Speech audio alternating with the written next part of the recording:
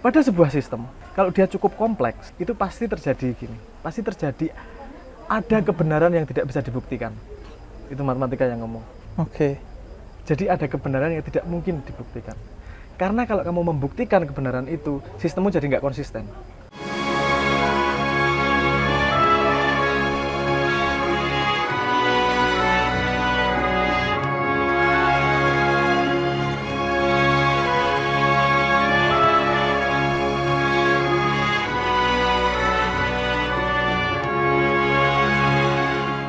Nggak bisa bikin puisi pakai matematika. Jadi indah, agak susah pasti. tuh. 6 tambah 6 sama dengan 12. Ini nggak ada indah-indahnya. Ya udah, fakta gitu-gitu aja. Dan nggak disukai oleh orang-orang yang ingin membangun asumsi-asumsi ya. Nggak seneng. Walaupun akan menjadi artistik ya matematika. Itu kalau sudah pada level, maksudnya yang makomnya advance. wali. Ya advance itu, kalau matematika sudah advance, itu ya indah, Beb. Contoh Tapi cara-cara pandang indah yang berbeda. Contohnya misalnya gini, tak terbatas. Apa namanya tak terbatas itu gimana sih? Tak terbatas ya tak terbatas. Di matematika enggak. Tak terbatas itu ada derajatnya. Ini tak terbatas yang sangat tak terbatas, enggak terbatas yang level kecil, sama-sama tak terbatas. Tapi pola itu jadi indah, jadi menarik nih. Misalnya ada romantisme gini. Ini pemaknaan terhadap pola matematika. Ada yang disebut sebagai collage conjecture. Sampai ini sebuah pola yang bisa dilakukan anak SMA. Tapi sampai sekarang belum bisa dibuktikan kebenarannya. Walaupun dicoba belum pernah salah. Kan kalau matematika nggak bisa ngomong, aku udah nyoba 6 triliun kali nggak pernah salah kok, berarti ini benar, nggak bisa gitu matematika. Dia harus bisa memastikan bahwa pada semua angka dia pasti benar. Jadi ini belum ketemu nih collage conjecture. Contohnya gini. Collage conjecture itu cuma gini, ambil angka, terserah Beb, ambil angka. Cuman syaratnya gini, kalau dia ganjil, kaliin 3 tambah 1. Kalau dia ganjil kaliin 3 tambah 1. Oke. Kalau ketemu genap bagi 2. Oke. 3 misalnya. Genap apa ganjil? Kali 3. Kali 3 tambah 1. 10. 5 jadi 5. Kali 3 15 tambah 1 16. Bagi 2 8. Bagi 2 lagi 4. Bagi 2 lagi 2. Bagi 2 lagi 1. Angka berapa aja balik ke 1.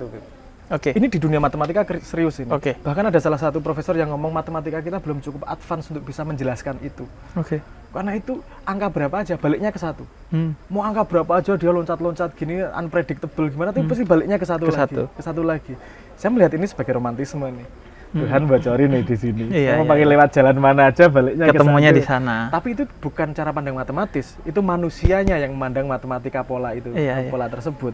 Nah, romantisme seperti itu banyak di matematika sebenarnya, tapi tidak bisa dipandang pakai kaca matematika sendirian. Iya, harus ada sosial, bahan bakunya lah ya. Dia masukin ke sini. Masukin ke sini, keluar. cara pandang. Kayak mesin gitu. Ya rumus lah ya, rumus. Itu matematika tuh menyenangkan dalam tanda petik. Kalau nggak ngelihatnya, kalau cuma hitung-hitungan kalkulator selesai. Komputer jauh lebih indah lebih cepat daripada otak manusia. Tapi melihat pola alam yang geraknya causality-nya seperti ini, itu tuh ya menyenangkan. Bahkan gini, Beb. Matematika itu ngomong gini. Pada sebuah sistem, whatever sistem, mau sistem sains, mau sistem matematika, mau sistem jagat, kalau dia cukup kompleks, maksudnya cukup kompleks itu bisa kali-kalian, bisa tambah-tambahan dan seterusnya.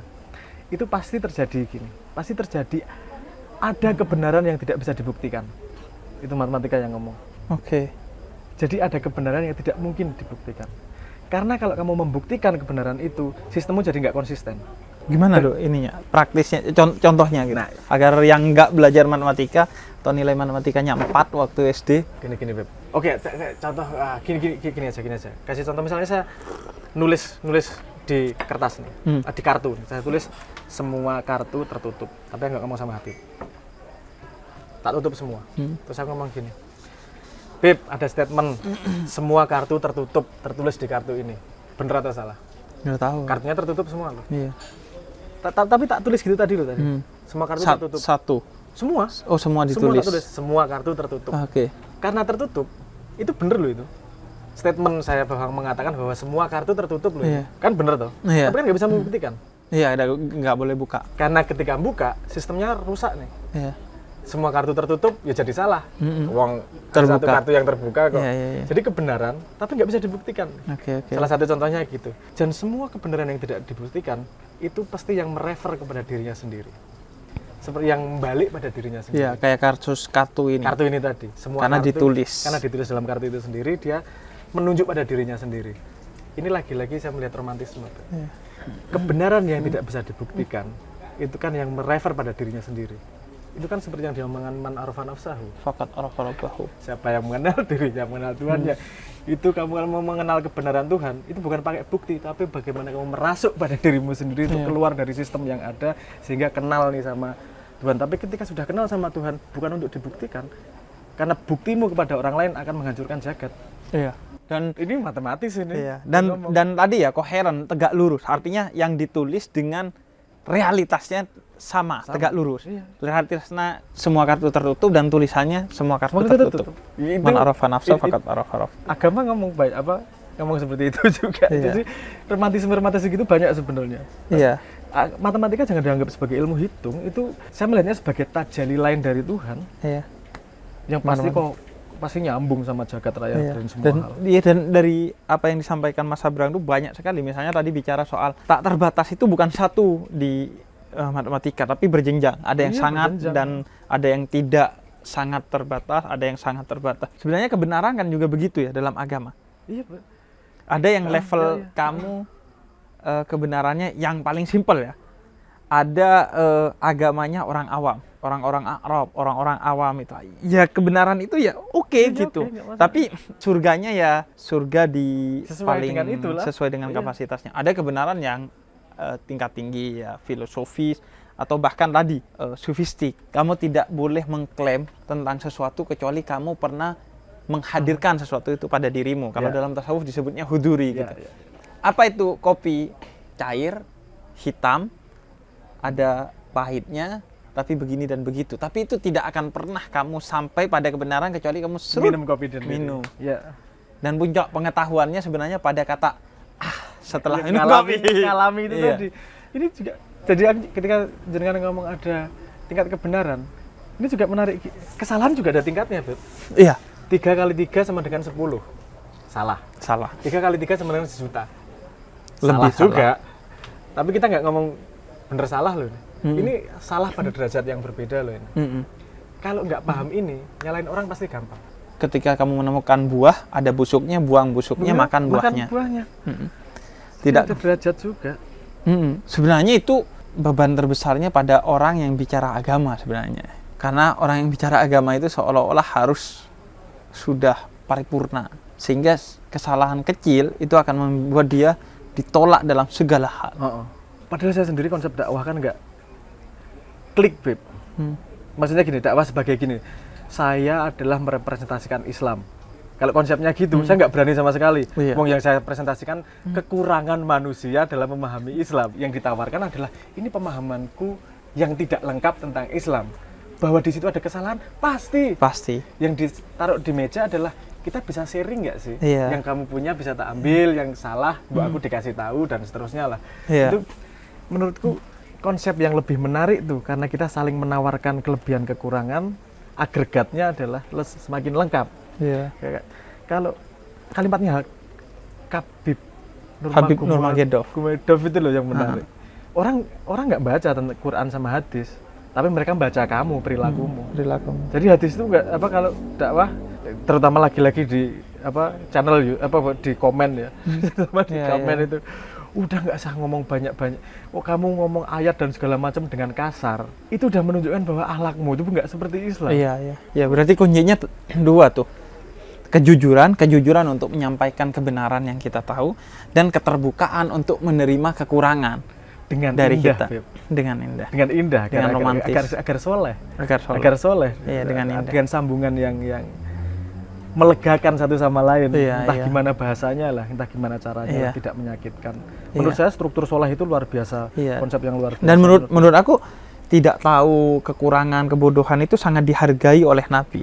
Oleh karena itu Nabi kan sering mancing sahabatnya. Tahu nggak? Dalam beberapa kasus Nabi itu dalam tanda petik butuh orang-orang bodoh gitu. Makanya banyak hadis riwayatnya itu tentang orang Badui yang tiba-tiba datang ke Nabi. Kapan kiamat misalnya? Kiamat itu tidak bisa kita tahu, itu hal gaib. Bayangin kalau nggak ada orang Badui itu. Kita nggak dapat informasi itu. Iya, karena yang lain mungkin malu-malu untuk nanya itu. Sebenarnya nggak tahu juga. Makanya Beb, sosmed sekarang kan tidak memungkinkan itu. Iya. Aku nanya nanti kelihatan bodoh. Bodoh. Harus ada jalan keluarnya itu. Iya, itu harus ada jalan keluar. Jadi memberi ruang lah. Memberi ruang untuk belajar. Sebenarnya akhirnya ada kemampuan membaca keterkaitan itu menjadi penting ya antara matematika dan agama.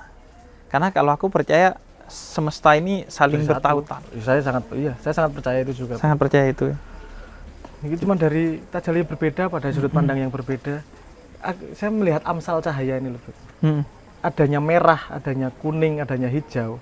Itu bukan karena mereka diciptakan, tapi karena mereka tidak lengkap dari cahaya putih itu. Iya. Karena kalau mereka lengkap, jadinya cahaya putih yang nggak terlihat. Iya, nggak terlihat. Karena justru kekurangannya itu jadi ada warna-warna nih. Iya. Kalau warna berbeda, mau paripurna, itu jadi satu. Jadi sinkron. Kalau mesti masih mempertahankan harus merah, harus hijau, harus kuning segala macam, nggak akan jadi cahaya putih. Iya, iya.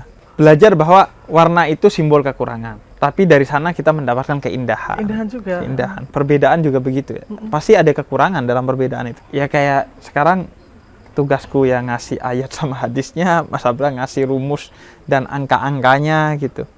Akhirnya ya ada sesuatu, akhirnya ada hidangan yang terjadi. Mungkin ada yang nggak selera dengan hidangan ini, ya nggak masalah. Iya. Mungkin ada yang nggak suka hidangannya, ya nggak masalah. Bukan berarti hidangannya salah. Ada yang suka banget sama hidangannya, bukan berarti dia pasti benar juga. Mau namanya hidangan prasmanan kok. Betul. Asal sehat buat kamu ambil. Iya. Pakai rumus tadi kan sederhana. Ada orang ngomong itu kasusnya cuma 2. Aku tahu yang dia tidak tahu, atau dia tahu sesuatu yang aku tidak tahu. Iya. Kan rumusnya cuma itu aja, dari semua kejadian. Dari semua obrolan rumusnya cuma itu. Oh, dia tahu sesuatu yang aku tidak tahu. Urusan setuju nggak setuju nanti dulu. Ada yang namanya kotak tidak tahu itu tadi. Iya. Oh, dia tahu sesuatu yang aku tidak tahu, masukin kotak tidak tahuku. Coba gimana? Dikawinin sama yang aku punya nih. Tabrak-tabrakan. Pasti ada yang hancur. Iya. Pasti ada yang keruak-keruak. Tapi namanya cincin kalau nggak diginiin nggak akan mengkilat juga. Iya, Kotak kalau nggak digosok-gosok sama konsep yang berlawanan. Karena biasanya gini, sepemahaman saya, pengalaman saya, kita punya konsep sekuat apapun. Kalau ditabrakin sama yang lain nih, pretel nih, apa bahasa Indonesianya pretel kan? Iya.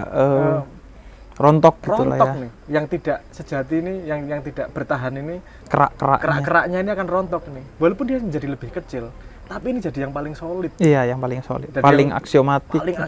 Paling fundamental. Dan justru ditabrakin itu, kalau orang yang tidak pernah mau nabrakin, bayangan saya, yang dia percaya kan kerak semua nih. Nggak berani ditabrakin. Nggak teruji dengan cara pandang yang lain, dengan sudut pandang yang lain, dibantah kayak gini.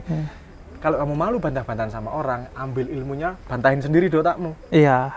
Objektif aja. Oh iya, tapi gini ya. Oh gini ya. Iya. Dan proses yang menarik bagian dari critical thinking itu tadi. Dan ya itu, aku masih menghormati orang yang ketika sholat dia overthinking tentang hal-hal yang ideal, itu masih lumayan lah. Asal gak overthinking soal utang lah. Tapi kalau walaupun Anda gak mikirin Tuhan, paling gak mikirin sesuatu yang agak mulia lah ketika sholat. Ya kalau nggak di sholat itu 2 tempat lain adalah ketika mau tidur malam-malam, atau ketika buang air besar atau buang air kecil di kamar mandi. Makanya aku pernah membayangkan, kayaknya bikin gerakan di pintu WC ada tulisan yang penting, itu kayaknya aja udah penting sekali itu gerakan. Jadi setiap WC pintunya ketika ditutup ada tulisan yang bisa ngubah cara pikir orang. Kalau saya punya ini agak belok-belok ya, saya tuh menurut saya hadiah dari Kanjeng Nabi, salah satu hadiah yang terbesar itu kalimat bismillah. Kalimat bismillah itu atas nama Allah. Itu. Mau melakukan apa saja, ngomong itu tuh, ngomong bismillah, tapi dimaknai ya, nggak cuma sebagai rapalan terus lupa ya, tapi dimaknai. Jadi melakukan segala sesuatu atas nama Allah. Mental modelnya ada itu nggak takut apa-apa ya, Beb. Iya. Mau terjadi apa-apa, kembali ke Allah. Kembali ke Allah kok. Saya merasa, kalaupun nanti di tengah jalan salah melakukan sesuatu, kalau mulai dengan atas nama Allah, kalau saya salah dan didiemin sama Tuhan, sama Allah, ini ya pasti punya rencana dia. Iya, punya rencana. Bisa mau masuk jurang, atas nama Allah lah ngelakuin dari awalnya.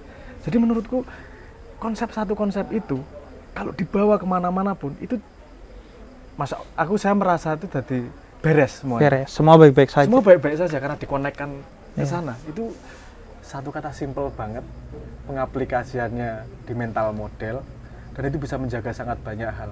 Nggak udah baca atas nama Tuhan. Ini udah pagar-pagarnya terjaga, ketenangan hatinya udah terjaga.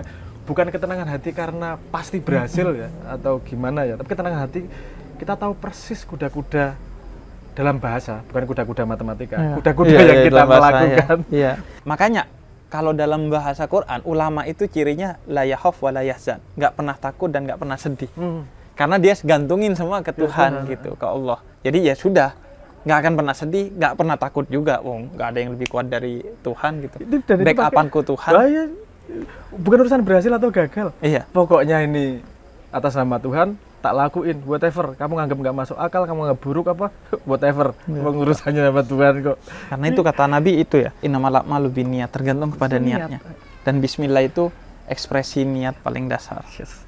Itu jaga pristinnya niat itu loh, bismillah. Nah itu, jaga itunya tuh butuh jaga matematika pristinnya, nanti itu. Jaga jernihnya niat itu dengan tambahan bumbu bismillah, gitu loh menurut saya. Iya. Dan jaga jernihnya bismillah itu juga perlu matematika, repot. Oh gitu ya? Iya, karena kadang orang ya bismillah itu hanya jadi ritual aja. Mau makan bismillah. Bismillah. Juga ono maknaannya. Itu maknanya nggak secara lebar-lebar, atas nama Allah. Itu aja lah. Iya. Cuma ngelakuin apa aja. Ini karena Allah loh saya ngelakuin. Itu masih berubah banget deh semuanya, Beb. Mau makan, mau pipis, mau ngapain aja. Iya. Karena itu akhirnya jadi semua pengalaman spiritual. nah pengalaman spiritual. mensakralisasi semua yang profan. Semua yang tidak sakral akhirnya jadi sakral dengan bismillah. Dan salah satu kehancuran peradaban dunia kata Hannah Arendt tuh banalitas. Ketika segala sesuatu didesakralisasi. Banalitas, apalagi ketika kata Hannah Arendt kejahatan itu menjadi banal. Oke, selalu kalau tidak di stop oleh waktu akan panjang kemana-mana. Mas Abrang, terima kasih. Terima kasih. Semoga manfaat lagi-lagi.